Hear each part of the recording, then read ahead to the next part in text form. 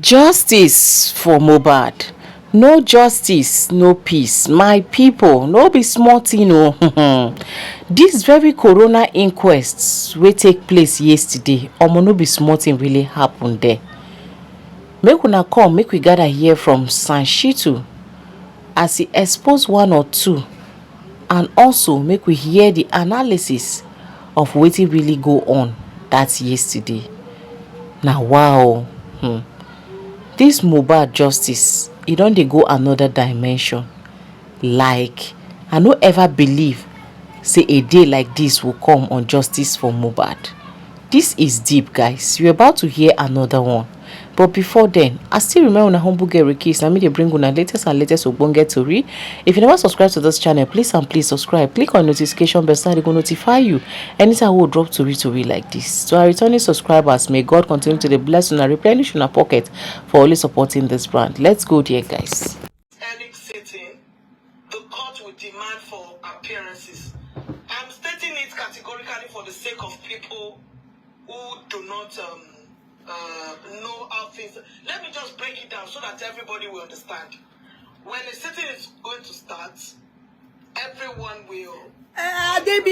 Sorry, my darling, we can't attend to you now. I hope you had fun at Queen Latifah, but we can't attend to you now. We want to listen to the feedback from the inquest. So are we?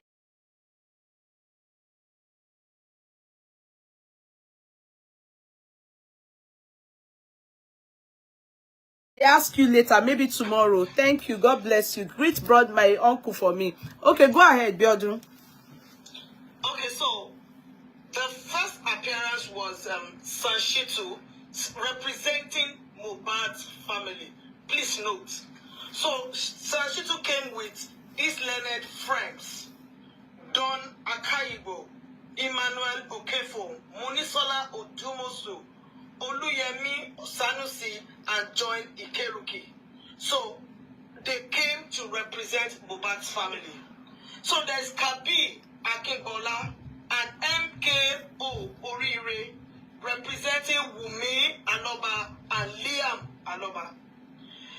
There is Olarunke Adeoti and Oluwasomi. Okay, Olarunke Adeoti came to represent Mohbad's lawyer, Oluwasomi Falade. So Mohbad's lawyer was in court today. Then there's Adams Agata, who came to represent Iya Mohbad. Akipelu Ogundano, with his learned colleague, came to represent Prime Boy. There is K. Nowola and Abiodun Kolawole came to represent African Women's Association of Women. Association of Women Lawyers. African Association of Women Lawyers. There is CC Unwachuku, with his learned colleague, came to represent Darusha. There is OSA and Romolaro and his learned colleagues, CI Elekwasi and EE Ngwobo, came to represent Nigerian Bar Association. Then there's ON Unwobi and his learned friends, who came to represent Abdulatif, aka Naira Mali, Abdulatif Fashola, aka Naira Mali, and Eletu Samuel, aka Sam Larry. Then there is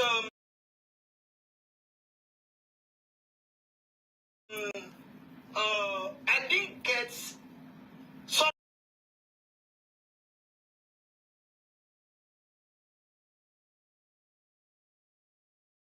Keno Walla came to represent the nurse. So the nurse was not in court, but she was ably represented. Naira Mali and Sam Larry was not in court. They were not in court, but they came to represent. They were represented. That means that they did not ignore what's it called? The summon.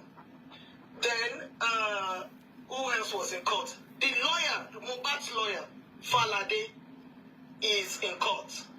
Then Wumi Aloba came to court as one of the these are the respondents now, the witnesses. Wumi Anoba, Oluwasomi Falade, the nurse, Naira Marley, Prime Boy was also in court. Those are the people I can recognize so far. Nigerian Bar Association and the rest. So please note that means that on this inquest, there are enough representation from all angles.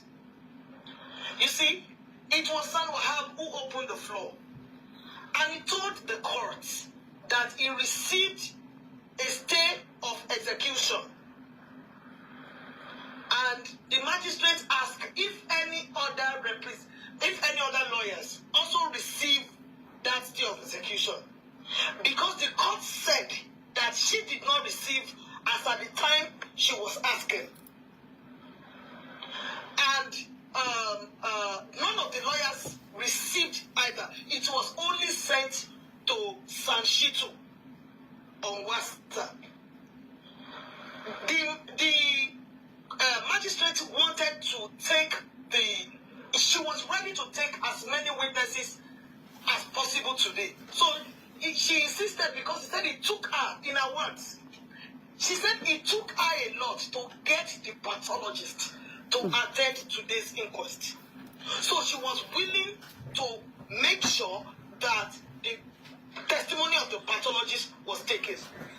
Before I proceed, this is what I think they were trying to do. They knew that there was no way they could have pushed not taking the pathologist, not making the pathologist come to inquest today, because they know it's going to raise an uproar.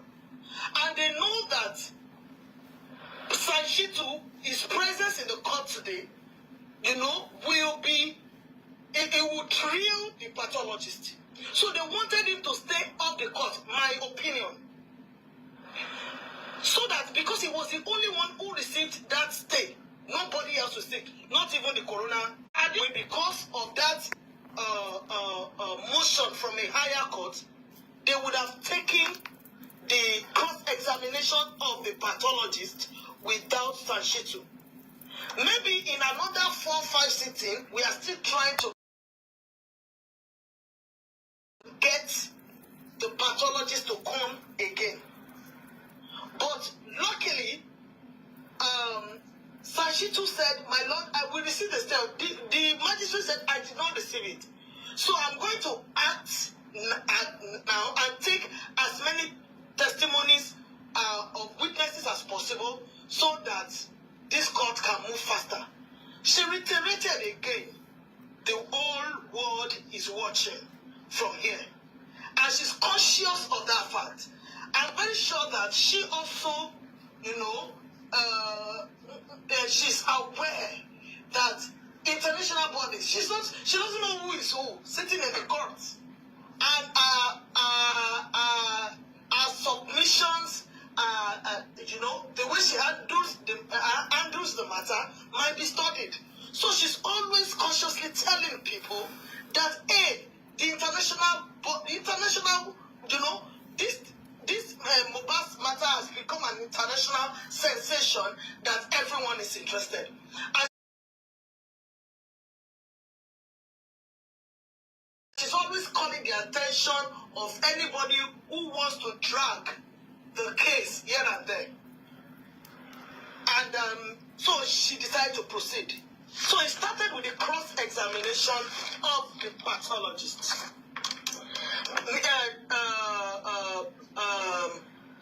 Shittu asked how long has he been practicing as a pathologist and a toxicologist. So he stated that he is not a toxicologist, he is a pathologist. But the toxicology, the autopsy report was signed by him. The autopsy report, or the reports that was submitted to the court, contains the autopsy, the pathology, and the toxicology report. But he signed the entire document. So Shittu asked him how long he's been practicing. He said he's been practicing since 2010. That makes him 14 years as a pathologist. So we can say to a degree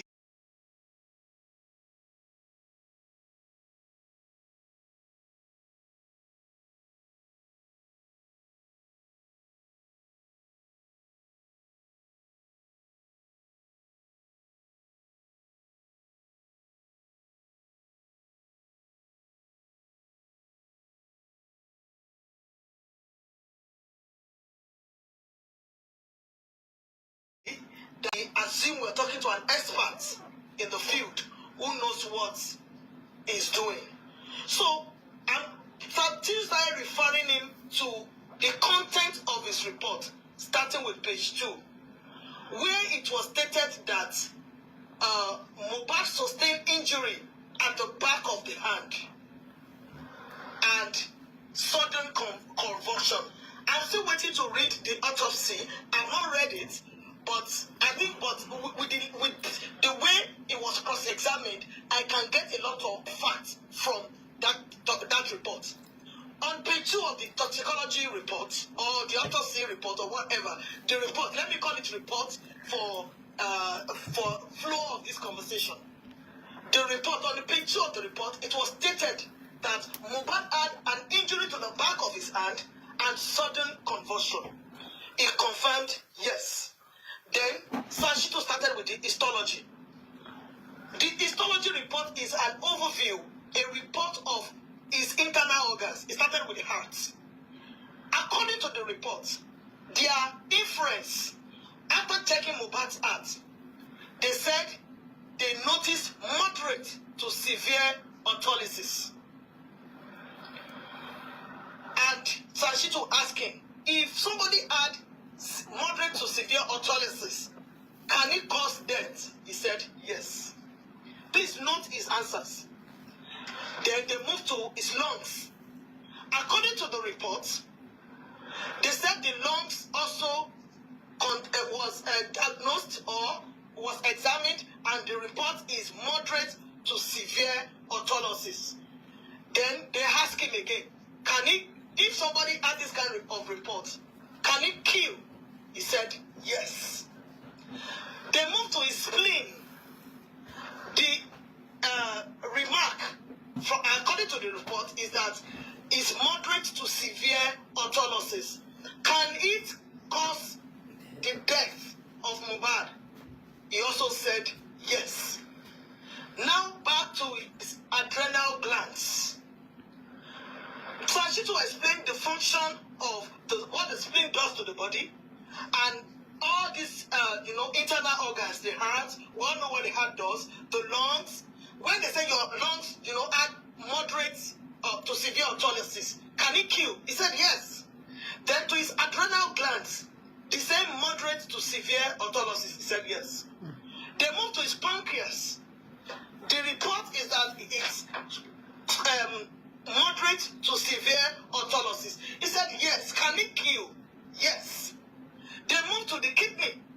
The report says it contains moderate to severe autolysis. Then someone asked the pathologist again, with this report, could it be the cause of death of somebody? He said yes. They now move to page 8.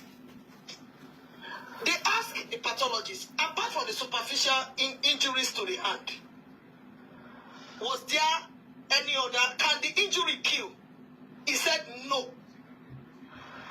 Someone else said, I'm not asking if, he said the wound on Mohbad, his answer is the wound on Mohbad's hand is a minor injury and it cannot kill. He said no. What he's asking, if there's an injury, a puncture to the body, can it kill? He said yes. Then they now ask him that he said that after Mohbad was exhumed, that there was no blood. So all the tests he carried out, where did he get the blood from? Because he kept reiterating. He corrected a general opinion.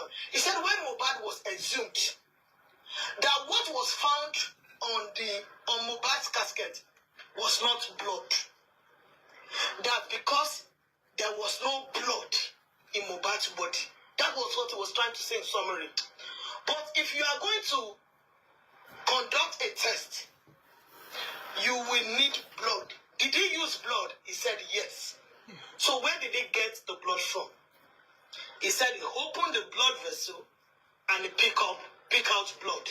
You see, the pathologist was crossed between telling us there was no blood, yet they conducted tests.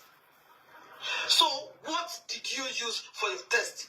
So I won't say it wasn't speaking the truth. It was torn between there was no blood. He kept saying there was no blood, but yet they needed blood to have carried out some of the samples, some of the tests. So he said he opened up the blood vessel and he picked sample of blood. So by my own opinion, whatever it is, no blood in Mohbad's body, but his blood vessel was open and they collected blood. It is safe to say there is blood. So now part of the report,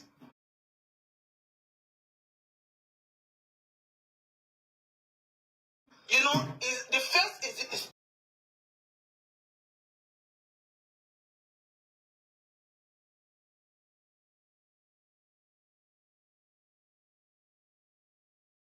histology, the second is toxicology. The toxicology report, it was referred to the publication in the Punch newspaper. They asked him, did you read this report? Are you aware of it? He said yes, he's aware. Then the claim in the toxicology, according to NMS lab, that is a lab in Pennsylvania, in the US, where they said they took the report for toxicology test.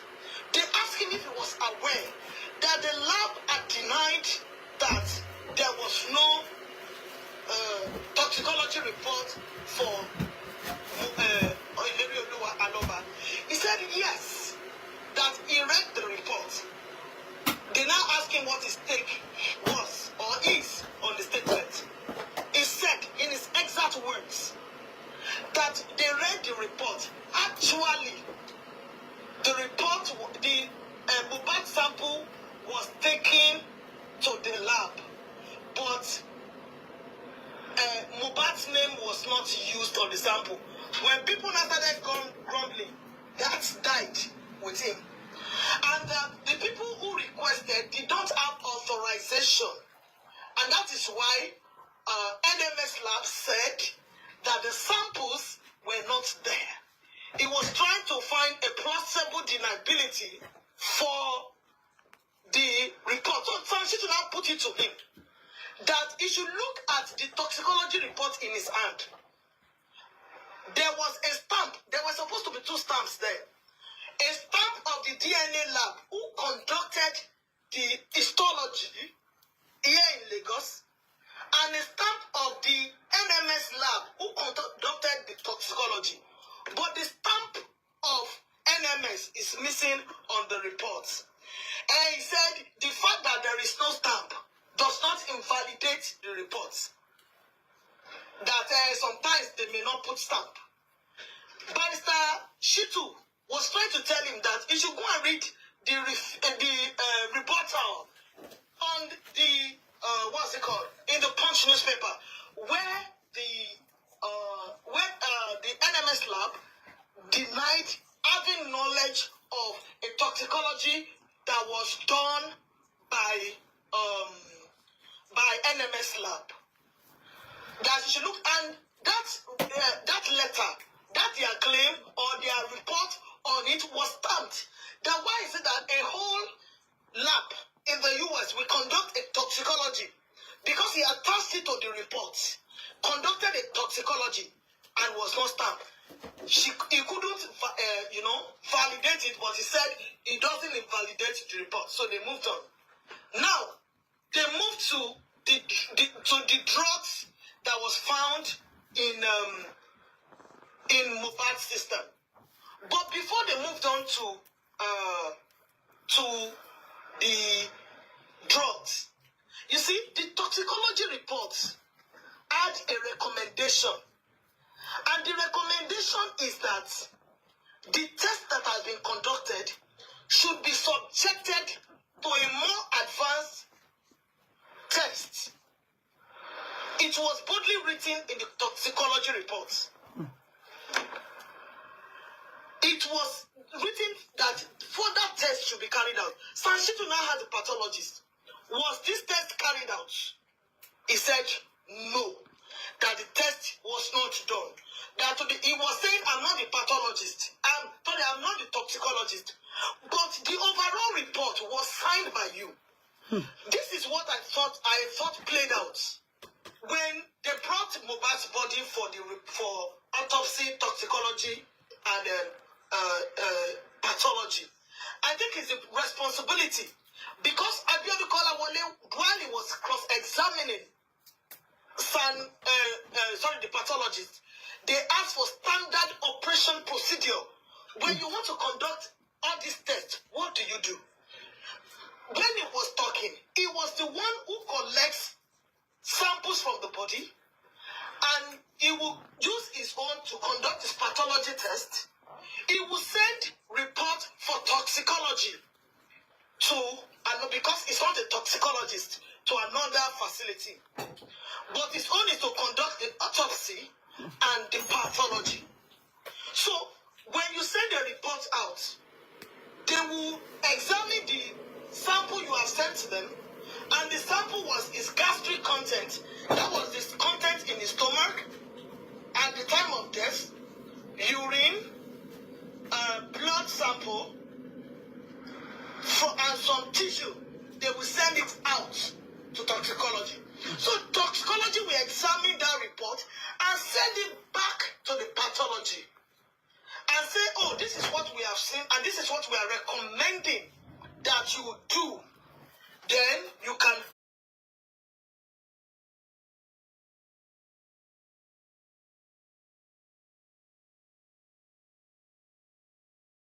create a report.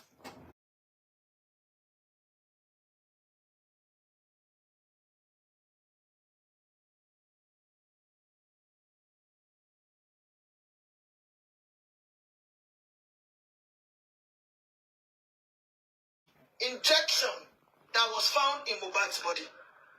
They said there was paracetamol, there was piritin, and there was antitetanus. Then they said, I'm not sure which one is the antihistamine who has effect of drowsiness. Okay, I think it's the piritin, the ceftriaxone, has effect of drowsiness in the body. He said yes. Then they said if it was given, listen, everybody. So Wahab said if it was given in an overdose, can it cause death? He said yes. I stomach that. If it was given in overdose, can it cause death? He said yes. Then at this point, the interesting part of the inquest started. Barrister Shittu put it to the pathologist that when the toxicology report came back for further tests, did you carry it out? He said no. And you came with a report. He said yes. Then they now asked him, so why did you conclude that the cause of death for Mohbad is inconclusive?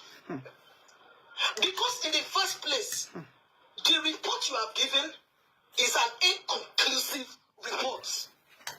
So on that premise, you are going to give an inconclusive report. He said, actually, the reason why the test, because one thing about the court, when you're under cross-examination, when they ask you a question, you answer yes or no. If it is yes, you will explain. If it is no, you will explain. But you first of all answer if it is a yes or a no.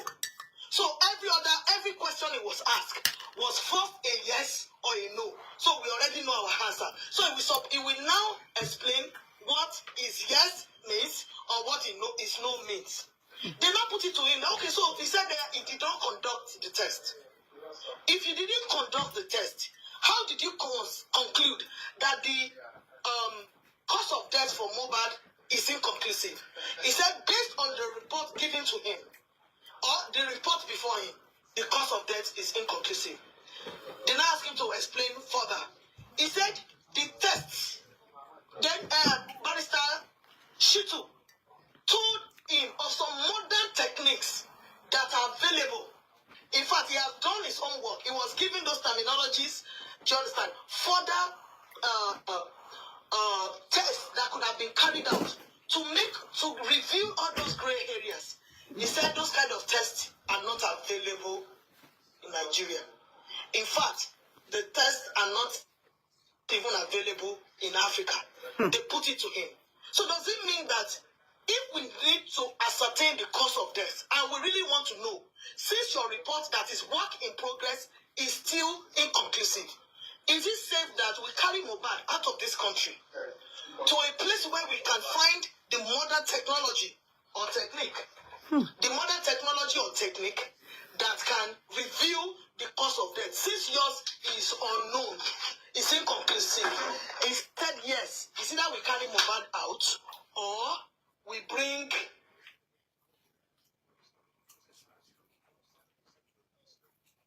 the expert from abroad. Do you understand? So, it's also putting it to him again that his report is inconclusive. And as a professional, when they have given you further recommendation and you have not carried it out, you are supposed to admit as a professional that, A, my job was done based on the available facility that I have, but that is not the best that is available to give me a conclusive cause of death. He was dribbling around it, but I like the fact that Barrister Shittu insisted, you understand, and make him answer those questions. At the end of the day, he admitted that further tests could have been carried out to ascertain the cause of death. So he agreed at the end of the day that his report is inconclusive. It's still work in progress. And he put it to him that he had come to the court to, to lie to the court, to deceive the court. Because you have come before a coroner and you have come with an inconclusive report. If you come to coroner with an inconclusive report, is it with the intention to deceive the world? They're trying to deceive us. Your report is incomplete. Why did you not say that the death is inconclusive? At the end of the day, they now started asking him more questions. One of the questions was, they told him that NMS has 3 facilities in the USA. Which one of them did they take Mohbad's sample to? He said he does not know.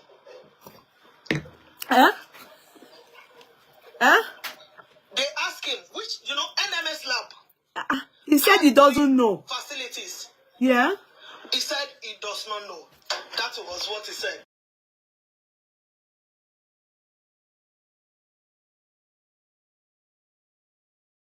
Page 9 of the reports, they also reported that Mohbad had a fatal reaction to drugs. Initially, there were 3 drugs in his body.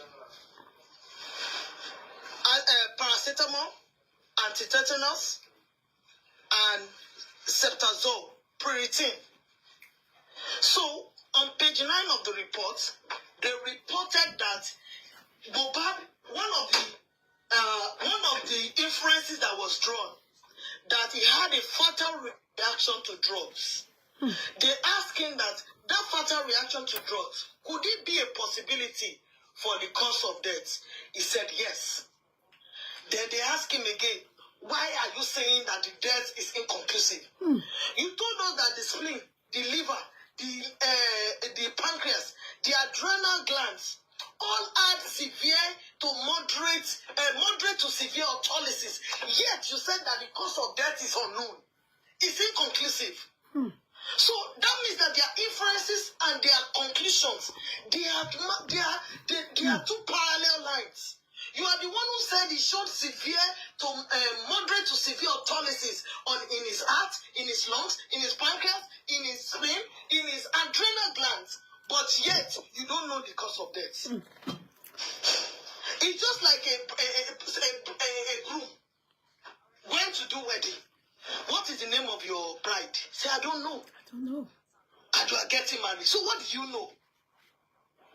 So they now said, oh, they asked him, okay, a fatal reaction to drugs. Which of the drugs? They said protein. A high dosage of protein in the body. Could it cause death? He said yes. They asked him if there were other procedures as recommended by the toxicologist. No, they asked him that what other procedure is available in Nigeria that he could have used to support his the procedure that was previously done that came up with this report.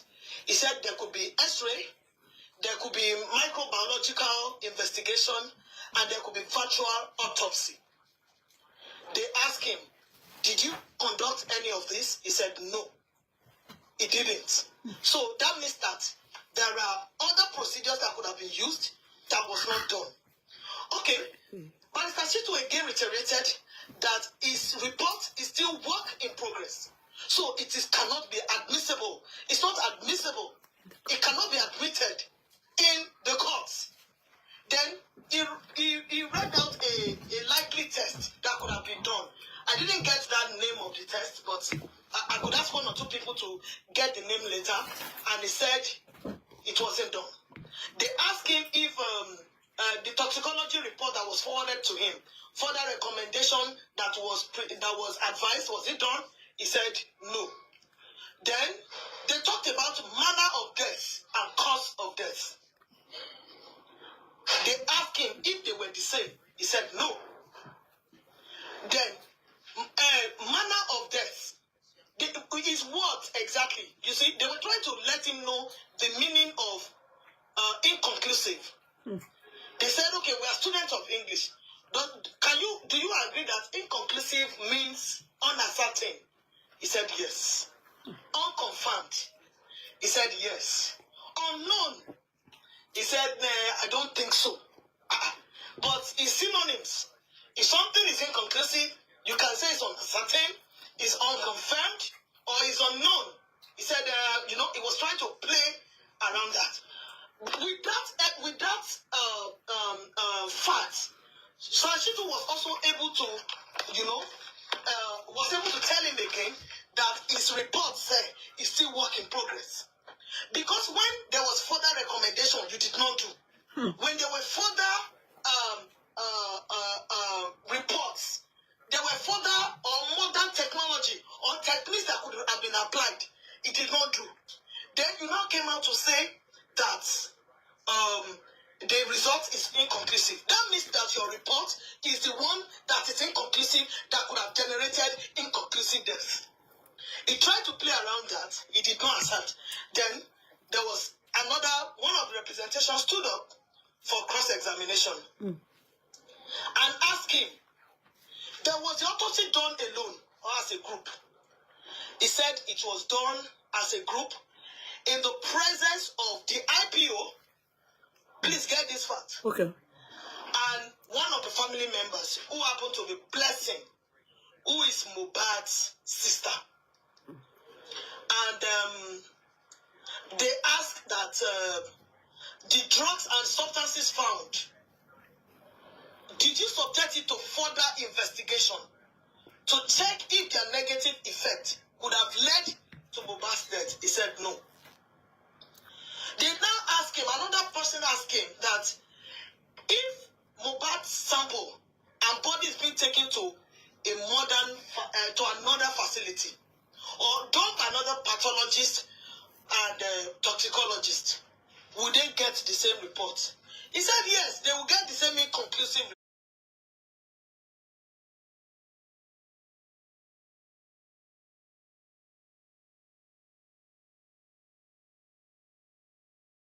toxicologist. Would it be another report? He said he doesn't know. He's not a toxicologist, and he was not able to say. This is another part that got me afraid of Nigeria. And I will say it, and I will pray at this point to everyone, may Nigeria never happen to you.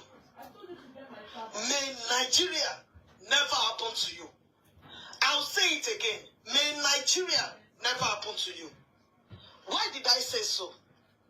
they ask these pathologists, what is the standard operational procedure for conducting an autopsy? He said, once they take once they take the sample, how is the sample stored? They are stored in a bottle, put in a Ziploc, and handed over to the IPO. So when they take sample, they will take the sample and hand it over to the investigative police officer. That it is the IPO that will now take this sample to the lab. Let me explain our standard operation procedure for conducting autopsy in Nigeria. Okay, please. The pathologist will remove the sample. They will keep the sample in a bottle, in a Ziploc, and hand it over to the IPO. It is the IPO that will now take it to the lab. Here is a question in the minds of the examiner, which later surfaced during the course of the cross-examination. Number one, after drilling the pathologist, how are you sure that the sample that was given was actually transported to the lab? Or the correct sample that was taken was the one that was transported? He said he doesn't know. They now ask him, how long does it take for a toxicology report to be ready? He said 2 to 3 weeks. They now ask him, how long did it take for Mohbad's report to be ready? He said they didn't get it until April. More than 4 months. After September. Or more than 6 months to when 7 months to when he died. He said that, well, they're not asking that, does he know why? Since he said that toxicology report takes between 2 to 3 weeks to be ready. So why do you now have the reports after several months? He said that, well, when they took the sample, when the IPO took the sample to the lab, it waited there for 4 months. So before the government took that sample for test, it has sit in the lab for 4 months. And I pray again, may Nigeria never happen to you. Amen. May Nigeria never happen to anyone. Amen. Again, for 4 months, Mohbad's sample was sitting down in the lab before something was done. Can we talk about the, what will I call it now? Viability of the sample after 4 months? Can we talk about what the result will be? Something that was taken in 8 days. Because they asked as you are, sorry, can I just interject you there? As you are saying that also pray that may terrible family not be your portion, our portion. Because thank you, yeah, I'm coming there. okay, thank you. So I just thought maybe please. Yes, ma'am. Thank you so much for the input. Yeah. I'm coming there. Yeah. You see? Don't forget that for the pathologist, there are 4 branches of pathology. There's histopathology, there's semapathology, there's chemical pathology, and there's microbiology. That means that before you conclude on anything, you must have subjected the sample to these various, branches of pathology, so that you can come up with a good report. At the end of the day, the autopsy was done on the 21st of September. Police collected the sample on the 22nd of September, but they did not get the report until April 2024. Let's count down. October, November, December, January, February, March, April, 6 months. A report that was meant to have taken 2 to 3 weeks. And months. Again, Barrister Shittu reiterated that the report was inconclusive, the report was still work in progress, and the process of submitting it to court is deceitful to deceive the court and divert our attention. Because everything that was done, you see, there is this guy from Attorney General's office who was trying to downplay. At first, a lot of other lawyers kicked against him, but at the end of the day, he made a very salient point. He asked him that, well, how do you collect the sample? They say it's collected in bottles and it's put in a zip lock. That means they lock it. He now asked them, if the lock is broken, would the lab collect it? He said no. At that point, he rested his case. So, for everything that was done on Mohbad, he said that the report was inconclusive, and he said that everything that was recommended to be done was not done.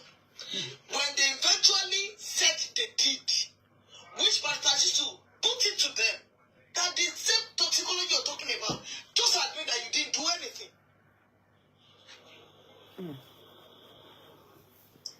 You didn't do anything because the NMS lab rebuked that you brought a sample to them at first. Secondly, you said the sample stayed 4 months. You cannot vouch for the viability. It maybe fresh samples could have been taken after 4 months. Do you understand? Yeah. But something that you have left unattended to for 4 months, we don't know how it was stored. Maybe it's still viable. You know, modern science could still make it viable. But the fact is that it stayed with them for 4 months unattended to. So at this point, we concluded, and you know, other cross-examination that was also done was also around, all these questions. They established the fact that the wound on Mohbad's hand is superficial. That means that there is no puncture. And they asked him, Sēçrēt asked a very important question, that could that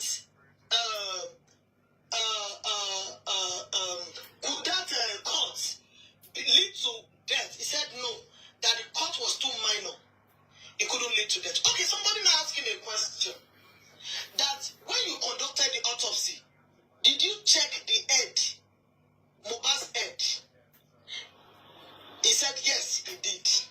He said there was no cut to his head, there was nothing. They now ask him, okay, is it possible that if Mohbad has hit his head on the wall, maybe there's internal bleeding or anything? He said, well, if there was internal, he didn't say, he said if there was an injury to the head, he would have seen a crack. But they were asking him if there was an internal injury that might not have shown a crack, but had effects. He played around it like, no, there was actually nothing around the head. They now ask him again that in the videos we've seen online, we saw that Mohbad's neck was bent. And that was there, a damage to the neck area and so they said actually no. That the damage, as in because it was longer than the casket, so sometimes they might have to force the person in. But there was no damage, it didn't give account or a report on the neck. Even though it was crystal clear that the head was bent. And for the head to be that bent, it must likely be broken for it to be bent. He said there was no observation around the head and the neck. So he played around the truth. So before I go to the family matter, I would open the floor for questions so that any areas I didn't touch, your questions will help me juggle my memory and I can give you answers to it before we get to the family. Thank you very much. Carry on. We are watching this super story. Just carry on. Parolo, we are following. We don't want to dilute it. Okay.